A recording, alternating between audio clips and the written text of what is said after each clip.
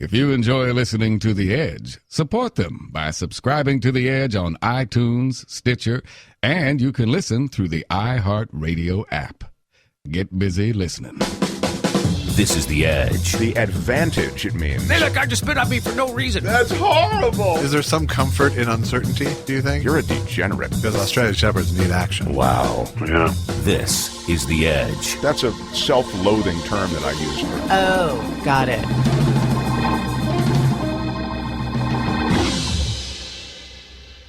You're listening to The Edge with Mark Thompson. Hi, this is Mark. Thanks for being here in this episode. Hitmakers. What makes something a hit? I mean anything. A song, a book, a movie, a fashion. Derek Thompson, who is an editor at The Atlantic, has written a book called Hitmakers, The Science of Popularity in an Age of Distraction. And he decodes the whole thing, and oddly, it's so simple, but yet each case and each little mini environment of culture is different. J.Elvis Weinstein and Laura House will join for that part of the conversation. That's the second part of the show. The first part of the show, GOP strategist John Thomas joins. I love having him on because we see the world so differently, but he has insights and back channels into the GOP that he shares. He handicaps this president. He handicaps this Congress. He gives us a sense for what's happening on the political landscape as we move ahead. Our conversation was recorded right before the healthcare vote, so the healthcare defeat happened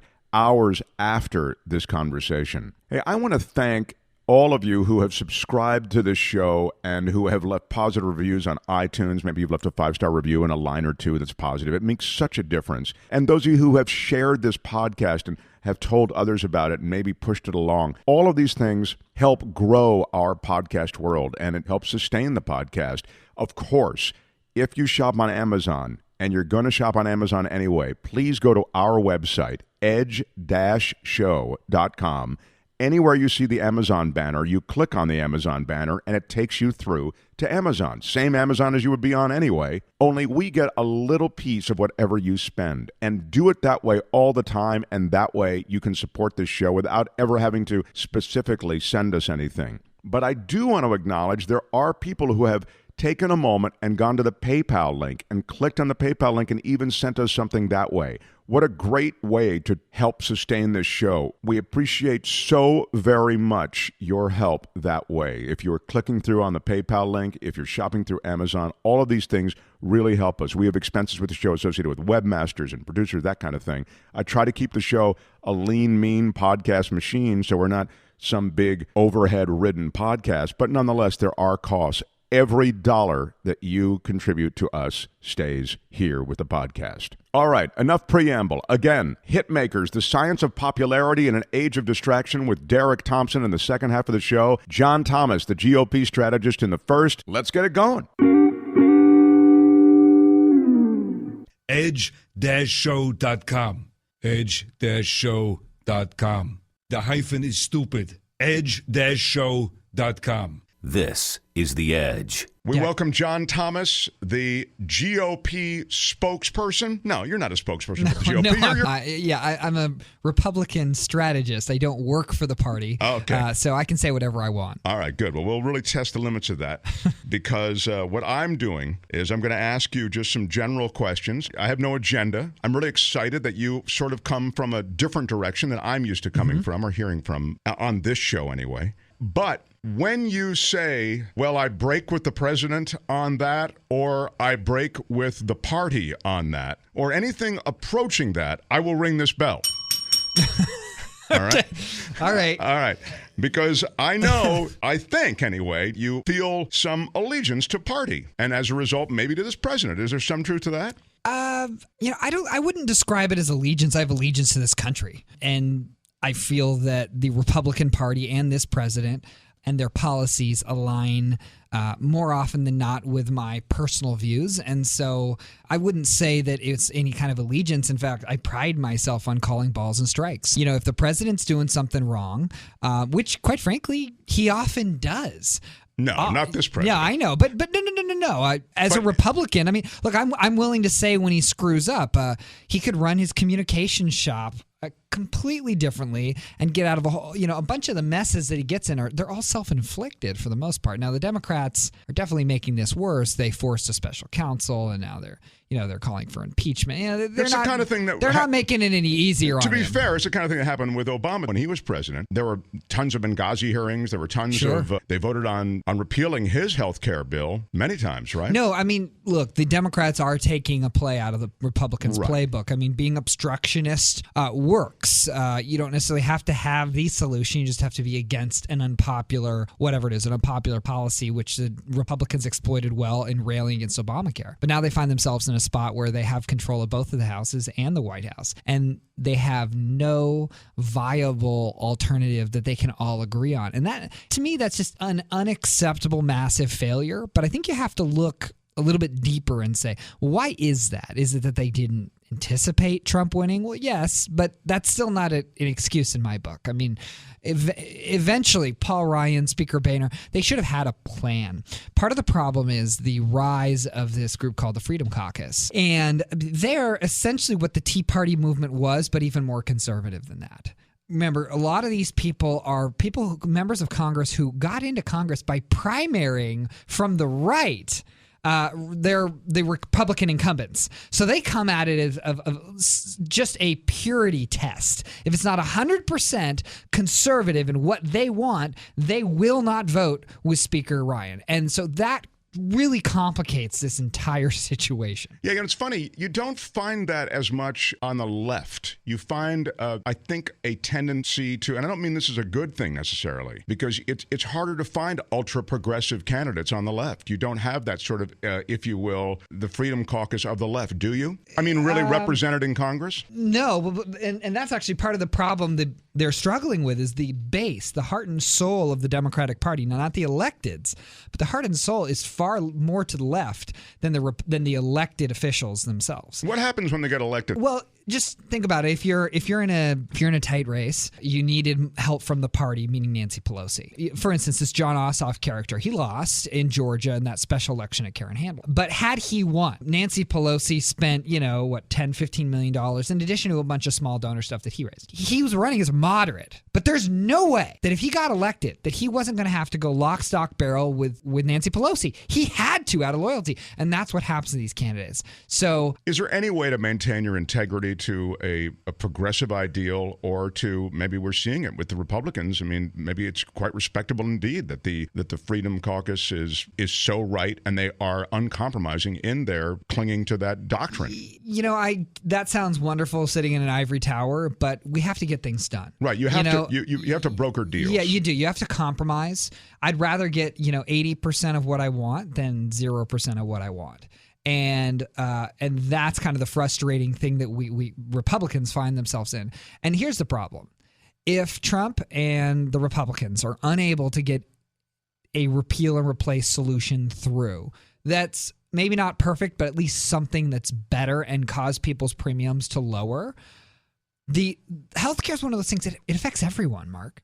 So voters will take it to the ballot box. Now, maybe not in the midterms, but certainly within 4 years, that will end up hanging the Republicans and the president at the end of the day if they can't get this done. Because, I mean, it makes sense as a voter. It's like, okay, we gave you the keys, and now you still can't get anything done. Well, we're going to take them back. It's odd that they chose this. Look, I think and this is something I was jacking Obama up on. I thought it was, I wasn't a fan of this Affordable Care Act to begin with. I think that there are things that are good about it, but I think it's an insurance company grab. Now, that's not going to change. The insurance companies seem to drive the legislation, and the legislation is going to accommodate them. I have a lot of way. Lobbyists. That's right. Right. And so I'm getting to another thing. I see Trump as having passed on being a champion for the working man if he'd passed some kind of infrastructure bill. Was it just spending that kept him away from that? Yeah, he wasn't. I think he made a strategic mistake. And this is, I'd blame more Reince Priebus and Speaker Ryan for this. The president couldn't have known, but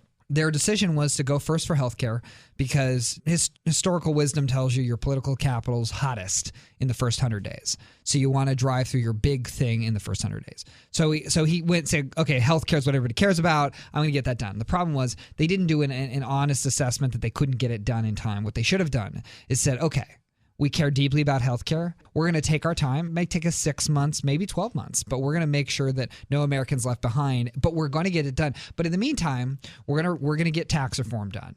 Something that we all the Republicans can agree on. We're going to maybe build a portion of the wall. Just start incrementally. We're going to increase military spending because I know I can get Republicans. That's what he should have done. And instead, his political capital kind of is falling apart. And then you add on top of that of special prosecutors and this, that, and the other. And it's very hard for him to get anything done meaningfully. I mean, a Supreme Court appointment is a big deal for the base, but he has to get legislative wins.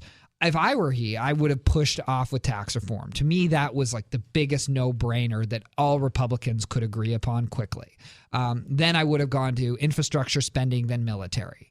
But like if he had done those three things and the economy continued to grow and the stock market grew, voters might cut him some slack while he's trying to figure out the other legislative priorities. Where do some of these other things that he comes up with come from, like privatizing the air traffic control?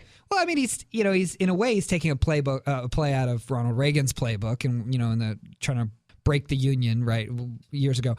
But it was an odd thing to come up with. It was. So here's what I understand it to be. Trump comes at it he's more like a big city mayor who just has more like larger ideas and simplistic views of the world and is not obsessed with the implementation. He's always had people within his organization that help with the implementation. The air traffic control was a Steve Bannon special. Steve hates air traffic control, feels that it's outdated and should be modernized, and it's not something the federal government should be involved. He pitches the idea to Trump, and Trump goes, who's not a big fan of the federal government. He goes, yeah, that makes sense. So that's how that ended up. Steve Bannon. But Trump, one of the things I do like about him is Trump's feeling is that government tends to get in the way. They don't help. And I think he comes from a real estate background. He's like all these regulations and these all the approval bodies and stymie growth and development. It doesn't help him in his business. I think that's how he approaches everything, quite frankly, as it relates to the federal government. It's clear that you're right about that.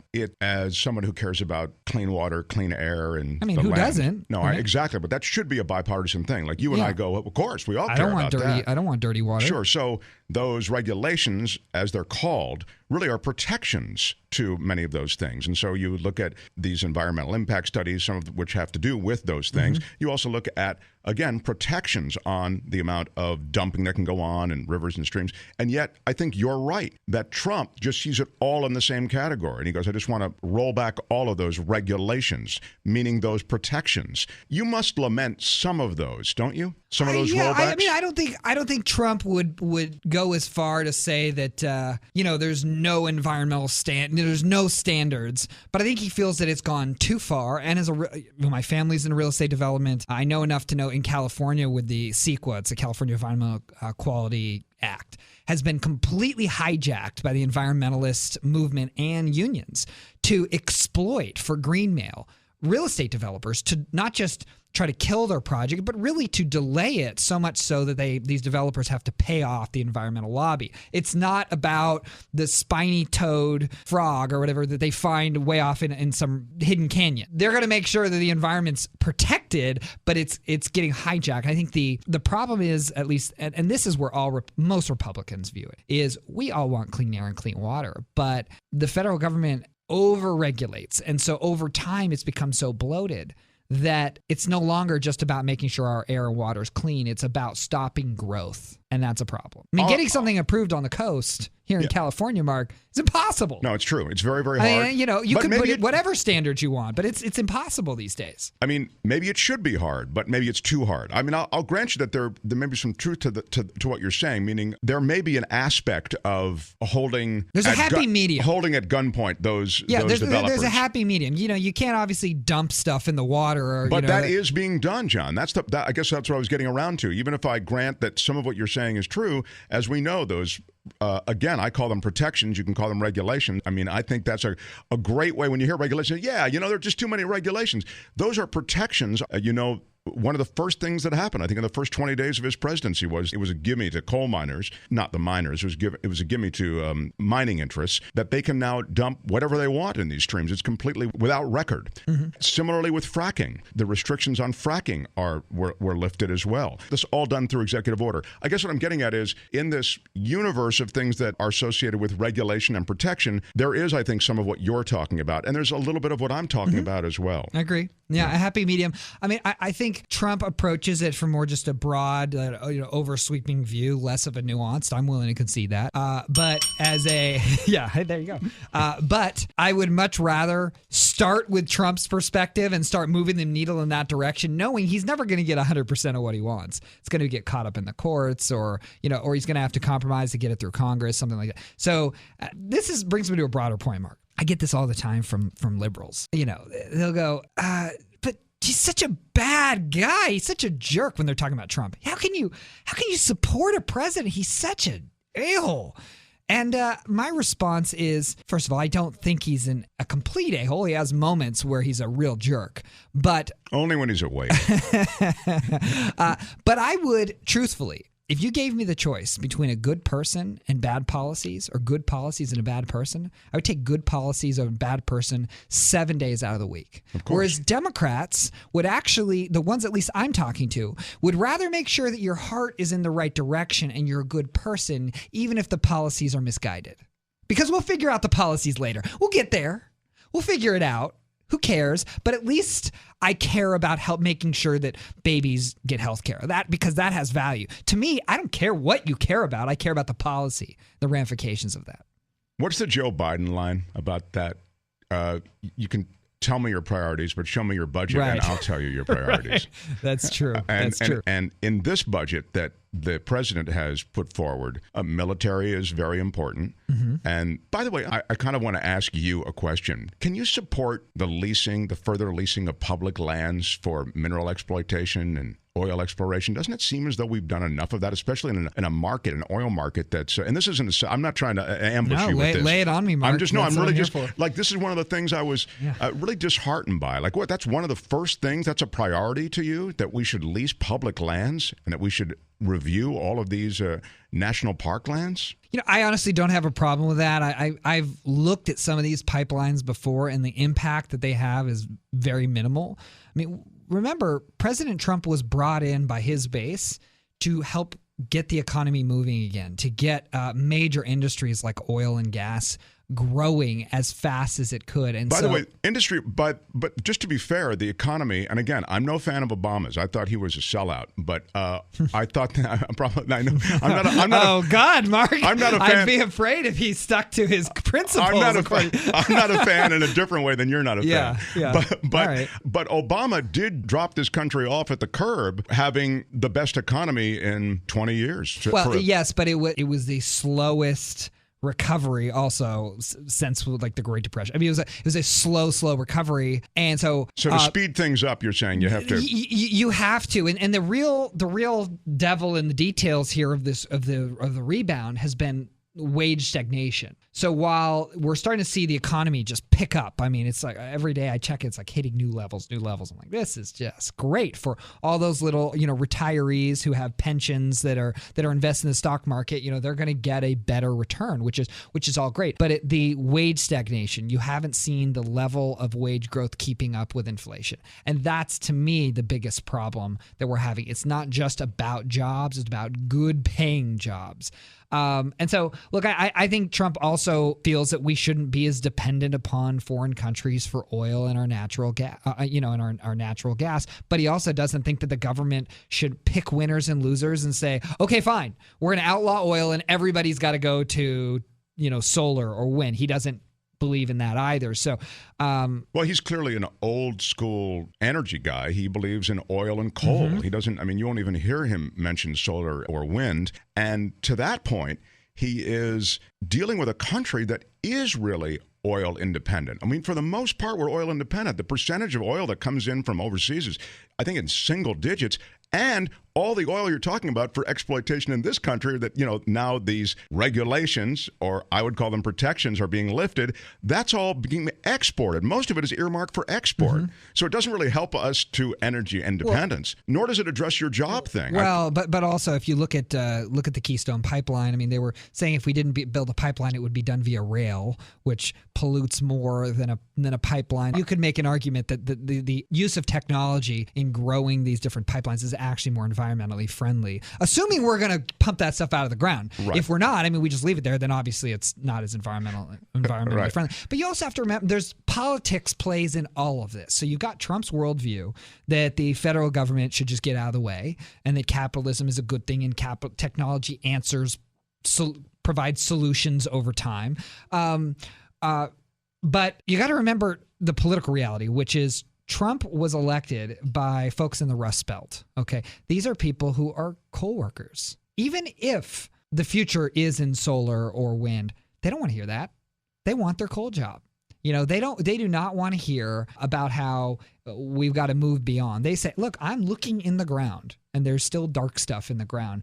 Get the federal government out of our way so that we can keep our jobs and we can get through to our, retirement or whatever it is. So he's fulfilling a campaign promise. So he has political pressures there as well. Barack Obama didn't have those same pressures because really it was more the Democratic base. Well, he did, but the Democratic base wanted to hear about clean and green and solar. And so he had to answer that call more than he did talking to the coal miners. Agreed. The sad truth about the coal miners, of course, is that there are not many jobs there. Those jobs have been what most jobs in America are losing out to, automated. And there are other real jobs in that green, clean industry, and the numbers are close to 1,100 jobs, while the net gain in coal miners' jobs is like 42 or something like that. It's a very low number. But as you say, he's playing the political game to that base and not the overall numbers of jobs game. So if you were just the job president, you'd go, okay, well, there are more jobs over here. I got to do this. But he, as you say, he has to deliver. Yeah, he has to deliver these people that put him in office. I mean, that is the challenge. I wish I had more time. Will you come do our show again? It's great to have you. Anytime, Mark. Yeah, really fun. And I only rang the bell once. So it means you really fall in line with the party. Fall in line. Maybe they're in line with me. I try to say things to wind you up. John Thomas has a podcast. It's called The Thomas Guide. You can find it on Facebook, I think. Yeah, Facebook, iTunes, or it's even on KFI's website. Great. John Thomas, thanks, man. Thank you. You're listening to The Edge with Mark Thompson. Edge-show.com. Edge-show.com. The hyphen is stupid. Edge-show.com. Edge-show.com. Welcome, Derek Thompson, the author of Hitmakers, The Science of Popularity in an Age of Distraction. Hi, Derek. Hello, good to be here. I'm here with my compatriots, J.Elvis Weinstein, Josh, he's a documentary filmmaker, writer, comic, and Laura House, a writer, a comedian, and performer. In this very busy, noisy culture of ours now, you talk about a culture of distraction. You discuss how certain things punch through. I'm thinking of Instagram. Instagram emerged in such a crowded field. There was already a ton of apps, including Facebook and Flickr and the like, where you could post your pictures. But somehow, through all that noise, Instagram stuck out. You discuss it in the book. Yeah, I do speak of Instagram specifically. So one thing that I'm trying to figure out in the book is, to what extent are things popular cultural products? I'm looking at, songs and movies and TV shows and pieces of digital content and apps like Instagram. To what extent are they popular because of their inherent characteristics or because of something happening in the network around them, something in the environment? And Instagram's a great example of a company that I think when people were trying to explain its success early on, they were saying, oh, it had the most beautiful filters, it had the best this, the best that. But there were so many other photo apps around the same time that also had filters, that also had sort of similar capabilities and functionality. But Instagram was much more popular very quickly. And the question is why? And the quick answer for why is essentially that the founders of Instagram were very, very clever about giving it early on to a handful of technologists in Silicon Valley who had enormous followings, either online or on Twitter. And so these technologists, these sort of mini celebrities, were using the app and broadcasting it, essentially free advertising it for a bunch of people that would be likely users. And so Instagram understood very cleverly that when you're in a really, really crowded market, you can't just become the most popular thing by doing just a little bit of a tweak on the current product. You really have to think about distribution. And one of the themes of the book, one of the most important themes of the book, is that as important as content is, distribution might be an even more important story for explaining the popularity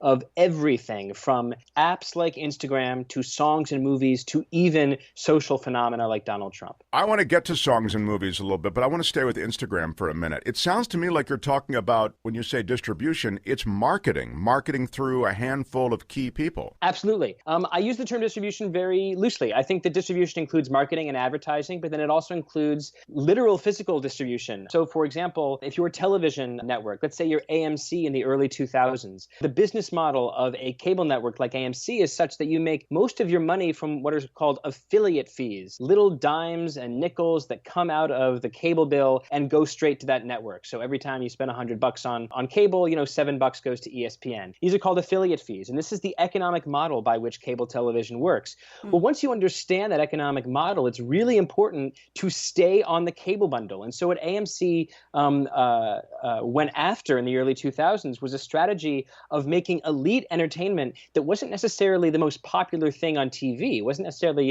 Two and a Half Men or Big Bang Theory, but it was elite and high quality so that if elites lost the network, they would call up Comcast and complain. And indeed, this is the business strategy that led them to greenlight a show that no one else wanted called Mad Men that totally remade the network. So yes, marketing and advertising is absolutely important. We've just talked about it in terms of Instagram, but also sometimes just understanding distribution, digital and physical. Where are the people? And how do I reach them? And how is my reaching them clicking into a business model that I have agreed to, that I have established? That sometimes is more important than the details of the content itself. So like what's really critical is like getting stuff to mavens and tastemakers? Or in the case of AMC, like it's still like the elite, like the people who loved AMC because of Mad Men, like get to those people? I guess I would take one step back and say that when we talk about our favorite movies and songs and TV shows, we almost never talk about the business model that funds them.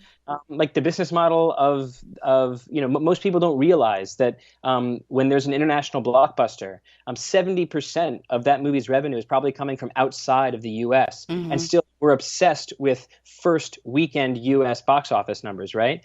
So we don't think a lot about business models. But if you think about the business model of AMC and think about how it had to optimize for affiliate fees, then you understand suddenly why all the Emmy-nominated shows of the 2000s and even now are on premium cable and high-quality cable like AMC and FX, while the most popular shows are on broadcast like NBC, Fox, and CBS. The business model of the first group is all about subscribers, all about making sure that individual subscribers adore your product. But the business model of broadcast is right there in the word. It's broad. Try to make things that are as popular as possible. And so I think it's just interesting to think that indeed the business models that consumers cannot see are often responsible for the content that they can see. That's a terrific distinction, and it does speak to the whole nature of that industry and of entertainment. You do something in your book, you actually go back. We talk about Instagram, we talk about AMC here and this and HBO, but you go back pre-television in a lot of these examples, like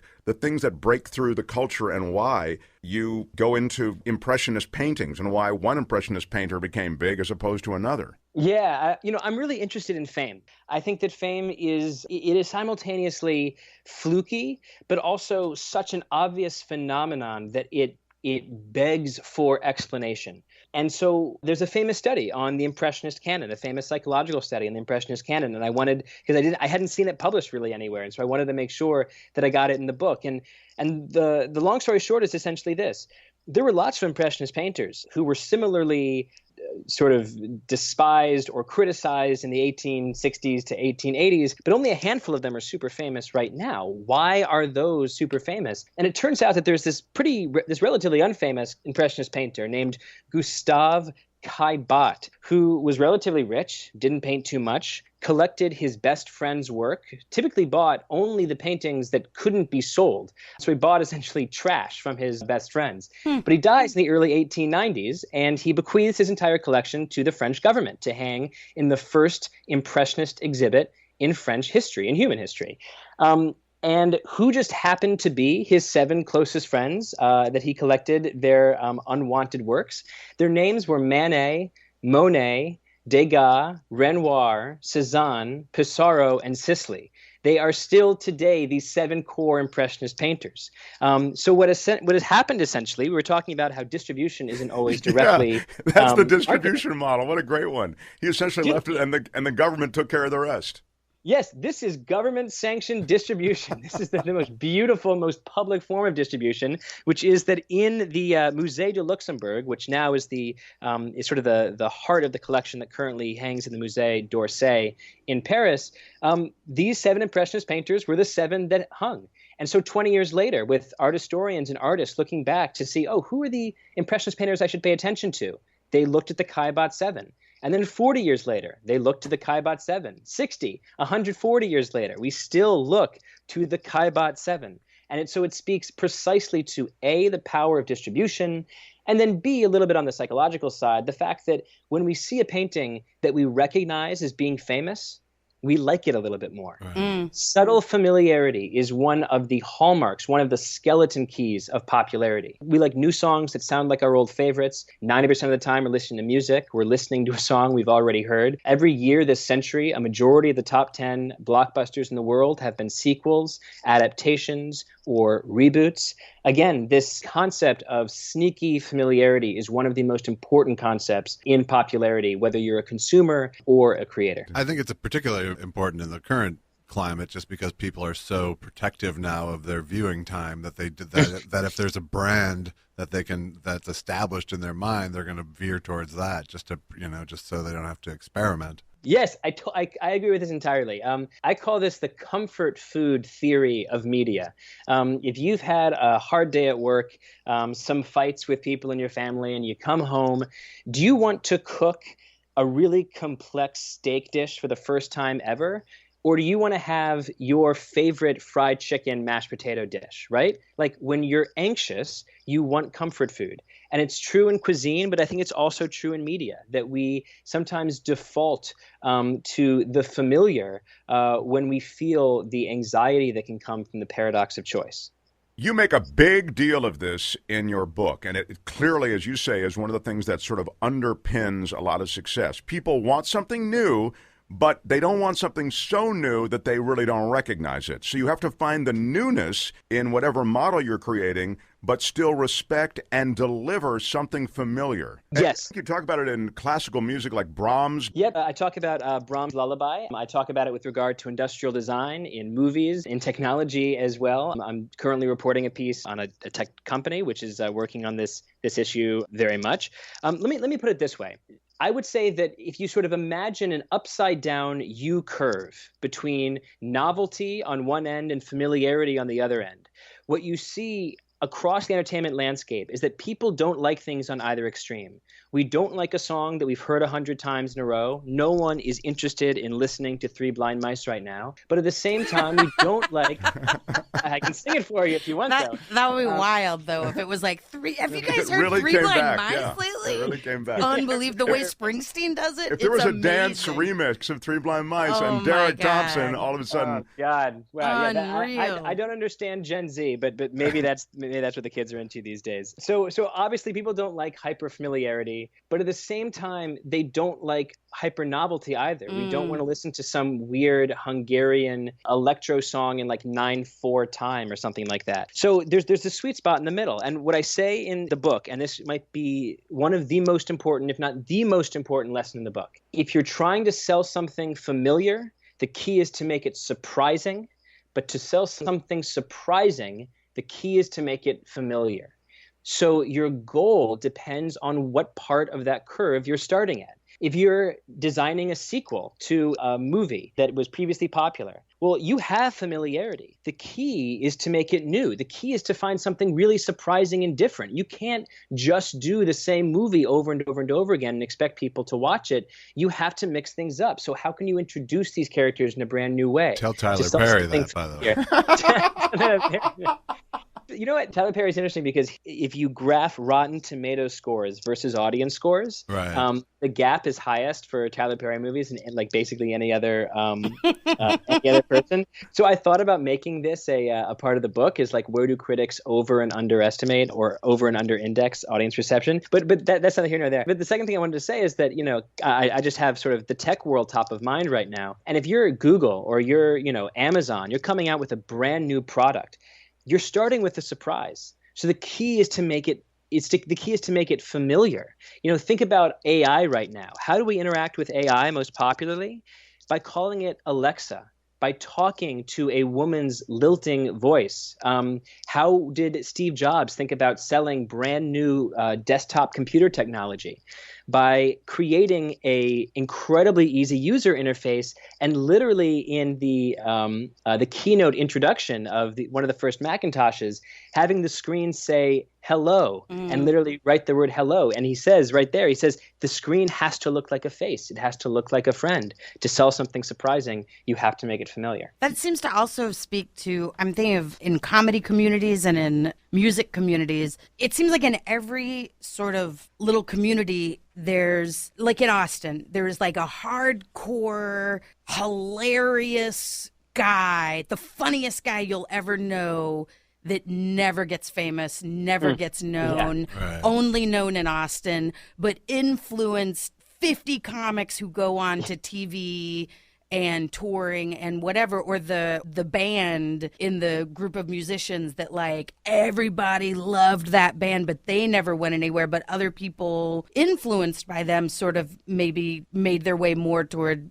being familiar. Yeah. And I think there's a couple of things happening here. And I think it's a really good point. People see this in music. They see it in comedy, essentially like that dark horse favorite, or that it often tends to be like it's something that experts love. Like people who are great musicians tend to like this X musician that other people don't. I think two things are happening. I think first, some creators just don't really need to be popular. They're actually not that interested in it. Like they're interested in their craft. And I make a point in the very last chapter of the book. I have a section where I try to talk about genius. Like what do we talk about when we talk about genius? And I go through some of what I think are considered the most famous albums of the last 50 years. Sgt. Pepper, Led Zeppelin's 4. And I list next to each of these examples the number album that it came in for that particular artist. So I think Sgt. Pepper. Which one was Led Zeppelin 4 for them? Good question. I get it. Wasn't it 4? I don't know. Bing. He's the expert. It would be better if it weren't 4, though, wouldn't it? Yeah. That would have been Mark. That would have been clever on a. I don't mean to. Late note on that, but you tend to see Sgt. Pepper was like 8 or 9. 4 was obviously 4. Thriller, I think, was it was like 3 to 5. But this is even true for writers. Like Tolstoy didn't start with War and Peace. Virginia Woolf didn't start with Mrs. Dalloway. And so why aren't we're sort of one-hit wonders are relatively famous like J.D. Salinger. So why are all these numbers later in their career? And on the one hand, you could say, practice makes perfect. It took time for them to develop their craft. Of course, that's the obvious answer. But less obvious, and I think just as equally true, is the fact that genius is what happens after you've bought the amount of popularity that you need. That the Beatles were already popular when they made Sgt. Pepper. Led Zeppelin was already huge when they made 4. Radiohead was already huge when they made Kid A.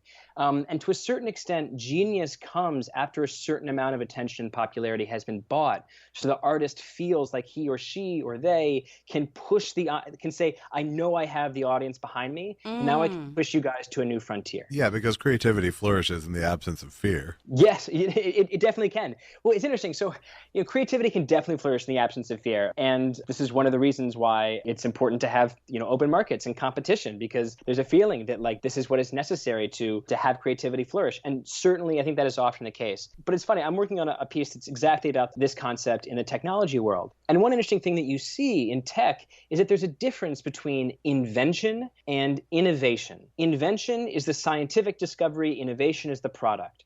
So Apple, Microsoft, Amazon, Facebook, these are the innovators, the disruptors, the people who bring the tech to the people, the groups that bring the tech to the people and make popular products. But their inventions actually rely on the transistor, the personal computer, and the internet. And the transistor was developed by a monopoly or a research center in a monopoly, Bell Labs. The personal computer came from Xerox PARC, which was not trying to make products that people bought. And the internet was developed by the Department of Defense. So in interesting ways, the breakthrough technologies came from people who were way outside of the free market. Way, way away from competition and the need to develop, new products, new profit, new lines of revenue every quarter. They were insulated from that. And they developed these technologies that were breakthrough, but then it took the innovators in the free market to turn them into products that people like. And so, yes, when it comes to creativity, there's a version of creativity that thrives in competition, but there's also kind of creativity that needs a bit of safety, needs the artist to know that they can push the envelope to crazy, crazy places and they won't be punished if they fail. Right, but on the commerce side of that spectrum, like I'm a television writer, I have been for many years, and like there's a thing called a blind script in television where they give you the sort of opportunity to innovate, meaning they'll give you X amount of dollars, you bring them whatever idea you want, but they've promised you this money beforehand. But the downside of that is that they've budgeted for blind scripts. So now they don't. So that means that they can take that risk that will work or that won't work. So I may have this great opportunity to write something I love, but they're not going to have necessarily the stake in it once it's done because no one is forced to deliver on the executive side. Right. I mean, it's interesting. I don't know, the relative sort of success rate or award nomination rate for these, blind projects versus the ones that are more adapting sort of current intellectual properties. But one interesting point that you raised, which I think is underappreciated by most people, is the degree to which entertainment companies are essentially venture capitalists. Like what you just described is allocating risk across many different products, right? Right. And like Xerox exactly was like what you were talking about with the personal computer. The Xerox was, they were there simply to develop technology. Not, like you said, it wasn't for sale until Steve Jobs came along and eyed the mouse. Right. Yes. No, exactly. Eyed the mouse, precisely. And I think it was even called the mouse at the time. But you're exactly right. He took the mouse and GUI, the graphical user interface, from Xerox PARC. And, Xerox PARC ultimately did help to invent laser printing, which was enormously profitable for Xerox. But absolutely, they could do this stuff in a bit of a cocoon. And so I think, I really reckon with this question of, does great art, great comedy, great music, does it come from the sweating bullets pressure of having to perform and feeling the laughs or the silence after you perform? Or does it come from a quieter place of inspiration? And a way that I sort of investigate this question is one of the last chapters of the book is called 818 Broadway. And 818 Broadway is an address in Manhattan. And on the top floor was Chartbeat, which is a technology for publishing companies like New York Times, The Atlantic, that tells us exactly how many people are reading our article at any given time. It's a perfectly transparent look at the world of online readership. And then, so that's upstairs. And then downstairs was the Strand Bookstore, which is the oldest, I believe, independent bookstore in New York City. And so right there, you have like a fascinating microcosm of not only the world of letters and the history of writing, but also the question of feedback. Like what kind of feedback is best? Is it the immediate Chartbeat feedback of performing and seeing the claps? Or is it this ability to sort of hide yourself from commercial reception and audience reception a bit and develop something in the privacy of, your own room and your own world? And I can't necessarily resolve that question. But I think that for different kind of products, different approaches are suitable. Well, that certainly seems right. Josh and Laura both, as writers, you've jammed on so many scripts. If you had to do it yourself, you would want it to... That's not what we call it, by the way. I was trying to sound cool. Like in the industry. No. Like you're jamming on it. That's... Nobody says that. Mark, we just write them. Going into work for a script jam. We don't... Yeah, I do a lot of that lingo thing. That's fake lingo that I throw in. Nobody says lingo. That hasn't really caught on. But I mean, but like television writing versus stand-up, which we both also do, one of them requires much more solitude than the other. The feedback of an audience is crucial to the conversation that's going on in stand-up. No, but I was actually getting at, if you just wrote on a script, you would still circulate it to people who you respected to get some feedback on it, right? I would go, here, read this, but don't give me notes. Just say nice things. Yeah, what's your point? My point is that I give it to people. We jam on it. Yeah, you jam on it. And what I'm getting at is that there's some dynamic of feedback, right, that goes into the creative process, even as Derek was sort of drawing out the more solitudinous sort of form of creativity versus the, what you need to back and forth. And clearly in stand-up, you want to test out the material. Right. But it seems to me like it takes both. It seems like you have to look at it collectively. Like Stephen King in On Writing, he talks about when at first you write with the door closed, and he's like, literally, he's like, I read my first part is just me and the paper, and you get it all, and then there's a point where it gets to where then you start showing it to people. And I think like that's a microcosm, and macrocosm is like, if I think of the comedy community in Austin, it's like if there's the one guy, Comic Zero, that is just like hardcore, doesn't care what the audience thinks, but so creative and interesting and fascinating, and sort of is like fertilizer, sort of fueling this community of 30 comics, and some of them go on to TV or whatever. If I'm 10 people out from this guy, I'm maybe a little more mainstream, but his influence on me. So it took both, as well as whatever my makeup overall is. It took both. I guess I was just getting it. Yeah. Sorry, go ahead, Derek. I was just going to say, what you're describing is about with Stephen King is actually a beautiful metaphor for the invention-innovation parallel. That at first the breakthrough happens alone, but then to make sure that it's connecting, to familiarize the surprise, you have to show it to people. But what's important is you have to show it to the right people. I don't do stand-up, but thinking about, the last sort of stand-up thing that I saw on Netflix, I guess it might have been 2017 by Louis C.K. Mm-hmm. And there are jokes there that are absolutely inappropriate. I could imagine being totally inappropriate for certain stand-up audiences around the country, where they would not want to hear jokes about abortion. They would not want to hear jokes about suicide. But I live in New York, and I'm a dark, disturbed soul. So I thought it was hilarious. Mm-hmm. But it goes to the idea of you have to choose your feedback loop. You can't just say, "Oh, I'm getting feedback, so it's working." Like I'm getting constructive criticism and I'm getting some praise. So I'm getting it on both sides, and so that's good and healthy. No, it matters who is reading it, and who's reading it has to be a representative sample of the people that you ultimately want to be performing for or writing for or servicing. We used to have, when I was on a show called Mystery Science Theater 3000, which was sort of an outsider show. Humble brag. And I was on a little show called Mystery Science Theater 3000. Giant hit, maybe you recall it. But to your point, that there was Joel Hodgson, the king of We get it. I was on a little show called...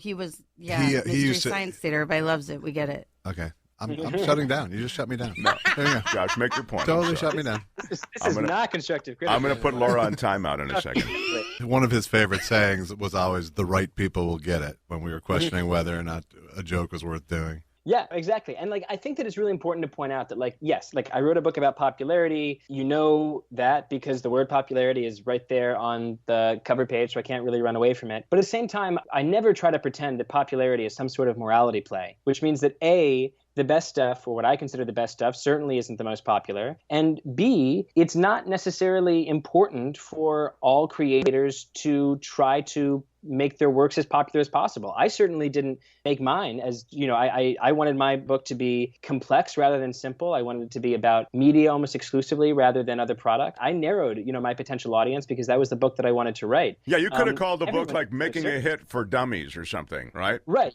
exactly. Like, 7 easy ways to make anything a hit, or like some clever acronym that's just like, you follow the letters that sort of kick off this acronym, and then you can make anything popular. Like, that's snake oil, and like I don't want to sell it, but like other people do, and that's fine. Their addressable market, I guess you could say, is a little bit larger than mine. But everyone makes this decision. Everyone bounds their audience somehow. And it's not necessary for everybody to simply optimize for popularity. In fact, it's unadvisable and unreasonable. There are a lot of cross currents here because you get to popularity. It seems the culture celebrates popularity. Well, they celebrate it in many ways, including influence makers, that is just people who have a big followings being pursued by big companies, and that feeds momentum, I guess is the word I want. But what I want to talk about that feedback in the form of Facebook likes and Instagram likes and that kind of thing, because you do address that in your book, and we do crave that. When I say we, I'm talking as a culture now. Look, I got 15 likes on that picture of me and my child, and you know what I'm talking about, and you address it in the book. So there's two things that you're talking about that are really important and I think very interesting. The first is the quantifiability of popularity. That there was a time when no one really knew like how many people were watching a certain television show every single week. No one knew necessarily how many books were being bought. For a long time, the music industry couldn't even tell you on a week-to-week basis, what the actual most popular song in the country were. The way they did the Billboard charts is they would call up the DJs and be like, hey, DJ, like, what are you playing the most? It was totally a fiction. The DJs would lie because they were being paid by the labels. So in many ways, the quantifiability of popularity is one of the hallmarks of our age of hits right now. And what it's done is it's made taste transparent.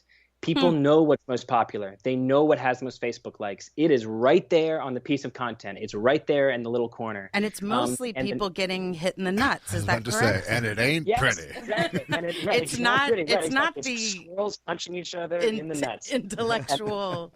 It's mostly cat memes. Is that correct? It's a lot of cat memes, right? It's a lot of. There's a part where I list the most shared articles on Facebook from 2015, and it was a lot of like nootropic quizzes. What state are you?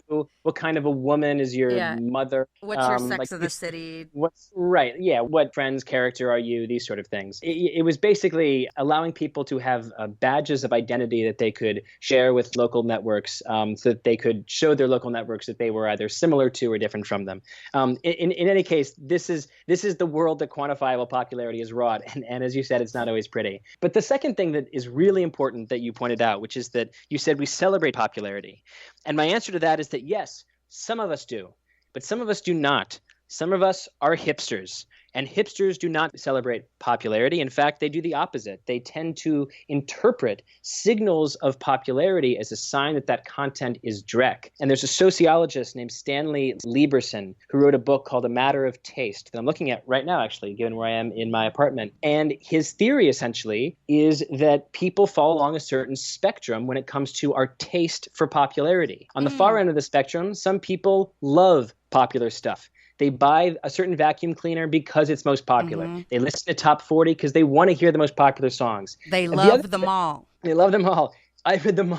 Yes, them all. They said them all. I thought you meant the top 40. No, yes. I dated that guy. He was like, I just love them all. I just love exactly. it. We didn't just, I married him, but still, we're not together. We have dipshit kids.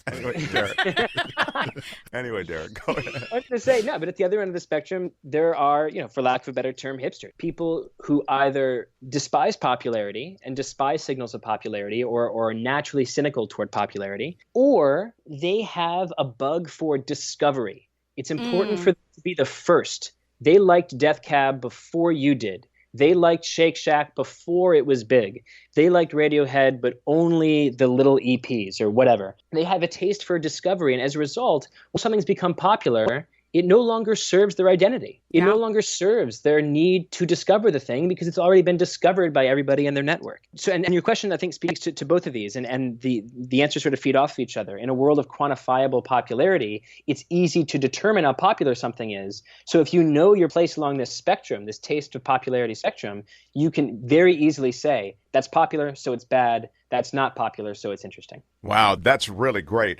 And it kind of brings up something that you also touch on, which is how cults can form. You know, these are not the mainstream popular things, some of these cults, but they're so powerful that it's an unbreakable bond to the followers. Yeah, so I think what's interesting is that in sociology, coolness, being cool, is defined as having a positive rebellion against an illegitimate mainstream. So the illegitimate mainstream is an oppressive, clothing regime in high school, and you have a positive rebellion against it by untucking your shirt. That's cool. The definition of a cult in sociology is a positive rebellion against an illegitimate mainstream. Oh. So the difference between that which we consider cultish and that which we consider cool is basically a question of how far you are from the cultural median, from the average, you could say. I think that essentially means that everything is a cult. We all belong to that which might be identified as a cult, and culture itself is cults. Even the word is right there in culture. And as I was thinking about this, as I was writing the preface, just this idea that culture doesn't really have a mainstream anymore, and it is just a confederation of cults. Let's think about the book market. If 1 million people buy Hitmakers, it's one of the runaway hits of the year. It's one of the most popular books of the year. But if 1 million people buy the book and that's it, that means 99% of the country didn't buy the most popular book of the year. If 10 million US households watch a new show, it's a smash hit that 90% of households never see. 2016, I think Rogue One was the most popular movie. 55 million Americans bought a ticket to it, year's biggest blockbuster. That means that 70 to 80% of Americans over 13 did not go see Rogue One. So even the biggest hits in the world are actually missed by a majority of their universe. And that suggests to me that even these things that we consider runaway hits and absolutely popular in a majoritarian standpoint are not, in fact, popular from a majoritarian standpoint. Nothing is. That culture right now is merely a bunch of cults. And this is certainly true when it comes to politics, where even, the president of the United States didn't win a majority of the greatest popularity contest in the U.S. We live in cultish times. Well, real quick, it's begging to be commented upon, so I'm glad you did. There is a cult of personality around our president, Donald Trump. I mean, the people who celebrate Donald Trump, they are immovable. They are like talking to a born-again religious person, whatever their religious fervor is, and you can't find anything or any evidence or any conversation. To go to that identity thing that we were just talking about of no, I've identified with this person, so I'm not going to be swayed. Right, exactly. Yeah, I think, when it comes to politics, and I think this is even true for corporate advertising as well, I'll get to Trump in a second, but I talked to a lot of corporate marketing people about this book. And one thing that comes up again and again is that people almost never care about a company. They never care about the word or the slogan or the script that that the company name is written in. They identify with a feeling, or they identify with an individual. They think the progressive girl is funny. They think the Verizon now Sprint guy is cool or not cool. They identify with a feeling. And so I think this is also true in politics, where, of course, it would be lovely to think that everyone had their sort of fixed portfolio of policy ideas, and it was relatively unyielding, and they were constantly asking questions about the most important public policies for the country. That's not at all how voters are, how people are, how Americans behave. Americans have very impressionistic feelings about what is best for them, their local community, and the country at large. Just vague values that can be shaped in all sorts of different ways. And they're waiting for a certain extent for an individual to tell them how it should be shaped. In the last 3 years, if you look at sort of Republican approval, disapproval lines, you'll see that Republican views on free trade have gone in the last 2 years from sharply pro-free trade to dramatically anti-free trade. On Putin, they've gone from sharply negative to majority positive. On issues like, are universities and colleges good for America? Republicans have gone from positive 58% to negative only 36%. So did tens of millions of people just all of a sudden randomly decide that free trade was bad, Putin was good, and colleges suck? No. They did not decide randomly. They never had fixed feelings about these things. They were waiting for someone to tell them because they don't think about it from a day-to-day basis. They think about, far more quotidian stuff. And authoritarians aren't just the people on stage. Authoritarians are in the audience too. Yeah, right, exactly. And people talk about how Trump is a masterful BSer, or he's a masterful marketer, depending on where you are on the political spectrum. One thing that he didn't have to fake is elite resentment. This is a man who has spent his entire life trying to become respected in Manhattan and always being thought of as a joke. And so he gets up in front of tens of millions of Americans who feel like culture has moved out to Los Angeles to New York, and gay marriage came out of nowhere, and suddenly there interracial marriages and all of these like Hispanic immigrants, and the country is changing, culture is changing, morality is changing. And here's a guy who just gets up and says, I hate these guys. They suck. Like, that didn't require any acting for it to come across as authentic and honest and beautiful. Right. And it's exactly what you just said, Josh. It's Trump held up a mirror to a certain extent, and people saw themselves in the reflection. And that honestly might be the scariest thing. Absolutely. It's the scary thing to me, that it's so proudly revealed itself all at once, seemingly, in this country. Yeah. You talk about, even in the title of your book, the age of distraction, the science of popularity in an age of distraction. I'm sorry, what'd you say? Someone had to. The number of different things that distract us every day, does that help something become a hit in the culture, or does it make it more difficult for something to become a hit in the culture? It definitely makes it more chaotic, right? So there will always be hits. There will always be some things that are the most popular. That's just a matter of math. But it's more difficult to make sure that your thing is, because there's so much competing for our attention. The number of books published worldwide has grown by a factor of 7 since the 1980s. The number of original scripted television shows has grown by a factor of 7 just since the early 2000s.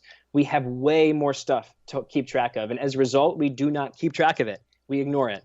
The vast majority of stuff that is produced will never, ever find the majority of the audience that it was intended for. And that's just a fact. And as the number of original scripted television shows has septupled, the failure rate of those shows, the number of those shows that don't go on from their second season, has gone from like 5 or 10% to 50%. Half of shows fail now. And I think that statistic, I think, tells you everything you need to know. We are awash in stuff, and there are still only 24 hours in a day, and we still only have one brain and 2 eyeballs. And so there are biological limits on how much we can consume, and non-biological limits on how much is available. I'm going to let you go here in a second, but I want to ask you about something that you mentioned in the book. You talk about 50 Shades of Grey and how it became popular. Yeah, and it was weird. 50 Shades of Grey became popular in a way that people might not have thought. Yes, that's right. That's right. I won't go into the whole story, because this is one of the most fun chapters. So I hope people. I'm sorry, I'm ruining the whole book. No, it's okay. I hope people buy the book and read it. But it's also, it's a chapter where the story requires a full chapter to tell. But the short story is this: 50 Shades of Grey is considered a viral hit, and when we use the word viral now, it has a sort of colloquial meaning today, which means something got big really quickly, and I don't know how.